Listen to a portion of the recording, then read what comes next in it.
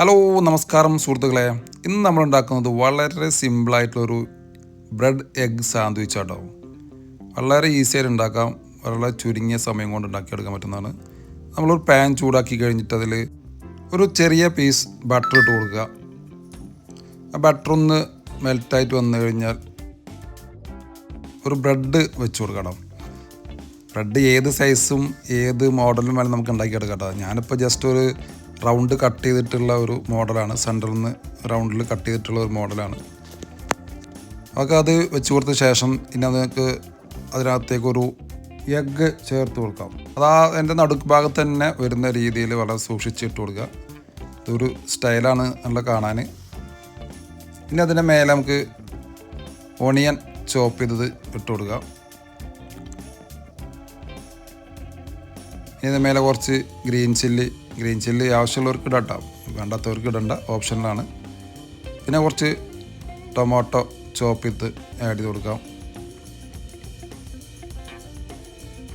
ഒക്കെ വളരെ കുറച്ച് മതി കേട്ടോ, ഒരു സ്പൂണൊക്കെ മതിയാവും. കാരണം നമ്മൾ ഒരു ബ്രെഡാണ് ഉണ്ടാക്കുന്നത്, അപ്പോൾ അതുകൊണ്ട് തന്നെ വളരെ കുറച്ച് മതി. ഇതിൻ്റെ മേലെ നമുക്ക് കുറച്ച് ഉപ്പ് ചേർത്ത് കൊടുക്കുക, ആവശ്യത്തിനുള്ള ഉപ്പ് ചേർത്ത് കൊടുക്കുക. അതുപോലെ തന്നെ കുറച്ച് ഓർഗാനോ ഇട്ട് കൊടുക്കാം. ഇനി ഇതിൻ്റെ നമുക്ക് ചേർക്കുന്നത് ചില്ലി ഫ്ലക്സ് ആണ്. ഇതും എരിവാണ്, അതുകൊണ്ട് തന്നെ ആവശ്യമുള്ളവർക്ക് ചേർക്കാം, അല്ലെങ്കിൽ കുറച്ച് ചേർത്ത് കൊടുത്താൽ മതി. കുട്ടികൾക്ക് കൊടുക്കുമ്പോൾ ശ്രദ്ധിക്കണം. ഈ സമയത്തൊക്കെ തീ വളരെ ലോയിൽ വെച്ച് കൊടുക്കണം, അല്ലെങ്കിൽ ബ്രെഡ് കരിഞ്ഞു പോകാൻ ചാൻസ് ഉണ്ട് കേട്ടോ, അത് ശ്രദ്ധിക്കണം. ഇനി നമുക്ക് ഇതിനകത്ത് മേലെ ഒരു സ്ലൈസ് ചീസ് വെച്ച് കൊടുക്കാം. ഈ ചീസാണ് ഇതിൻ്റെ മെയിൻ ടേസ്റ്റ് കേട്ടോ. ഇനി ഇതിൻ്റെ മേലെ ഒരു ബ്രെഡും കൂടി വെച്ച് കൊടുക്കുക, കട്ട് ചെയ്തിട്ടുള്ള. നമ്മളാകെ 2 ബ്രെഡാണ് ഇതിന് ഉപയോഗിക്കുന്നത്. അതായത് പോലത്തെ ഒരു ബ്രെഡ് അടിയിലത്തെ ബ്രെഡിൻ്റെ അതേ ലെവലിൽ തന്നെ വെച്ച് കൊടുക്കുക.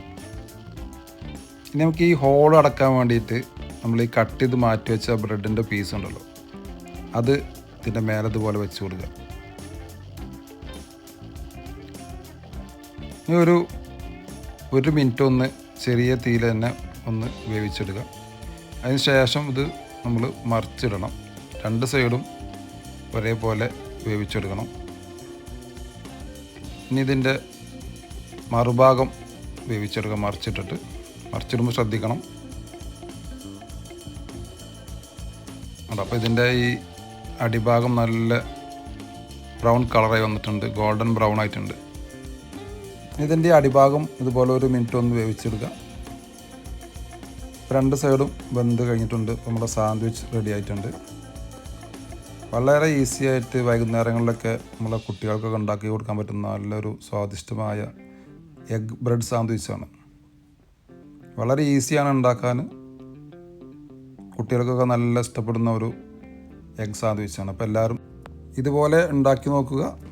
നിങ്ങളുടെ അഭിപ്രായങ്ങളും നിർദ്ദേശങ്ങളൊക്കെ കമൻസിലൂടെ അറിയിക്കുക. Okay, thank you for watching.